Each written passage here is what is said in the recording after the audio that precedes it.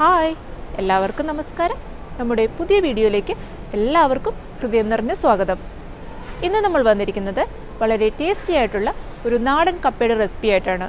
അപ്പോൾ ഒട്ടും വൈകാതെ നമുക്ക് വീഡിയോയിലേക്ക് പോകാം. കപ്പ ചെറുതായി അരിഞ്ഞെടുത്ത് വെച്ചിട്ടുണ്ട്, നന്നായി വെന്ത് വന്നിട്ടുണ്ട്. ഇനി നമുക്ക് ഫ്ലെയിം സ്പൂൺ മുളക് പൊടിയും കൂടി ചേർത്തിട്ടുണ്ടായിരുന്നു.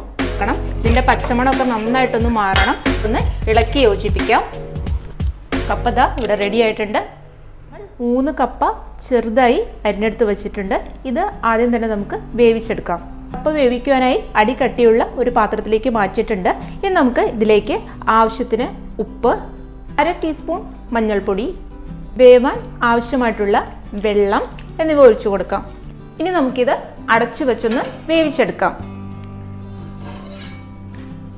കപ്പ നന്നായി വെന്ത് വന്നിട്ടുണ്ട്. ഇനി നമുക്ക് ഫ്ലെയിം ഓഫ് ചെയ്തിടാം. ഇനി നമുക്ക് ഇതിലേക്ക് ആവശ്യമായുള്ള തേങ്ങ അരച്ചെടുക്കാം.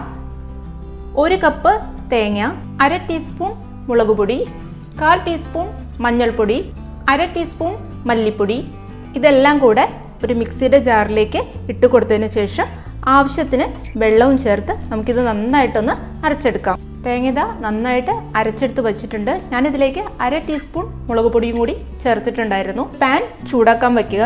അതിലേക്ക് ആവശ്യത്തിന് വെളിച്ചെണ്ണ ചേർത്ത് കൊടുക്കാം.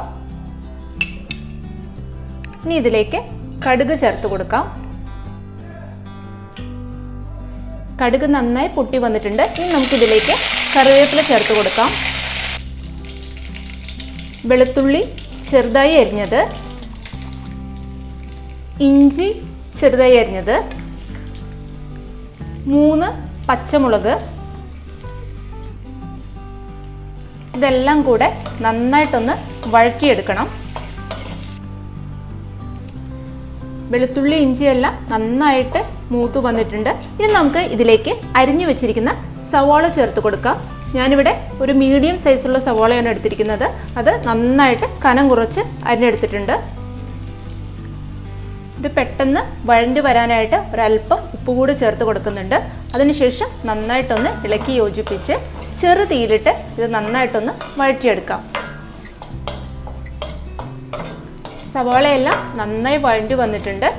ഇനി നമുക്ക് തയ്യാറാക്കി വെച്ചിരിക്കുന്ന അരപ്പ് ഇതിലേക്ക് ചേർത്ത് കൊടുക്കാം. ഇനി ഇത് നന്നായിട്ടൊന്ന് ഇളക്കി കൊടുക്കണം. ഇതിൻ്റെ പച്ചമണമൊക്കെ നന്നായിട്ടൊന്ന് മാറണം. അരച്ചെടുത്ത പാത്രത്തിൽ അല്പം വെള്ളം ചേർത്ത് അതും കൂടെ ഇതിലേക്ക് ചേർക്കുന്നുണ്ട്. ഈ അരപ്പിനി നന്നായിട്ട് ചൂടായി തിളച്ച് വരണം. അരപ്പ് നന്നായി ചൂടായി പച്ചമണമൊക്കെ മാറി വന്നിട്ടുണ്ട്. ഇനി നമുക്ക് വേവിച്ച് വെച്ചിരിക്കുന്ന കപ്പ ഇതിലേക്ക് ചേർത്ത് കൊടുക്കാം.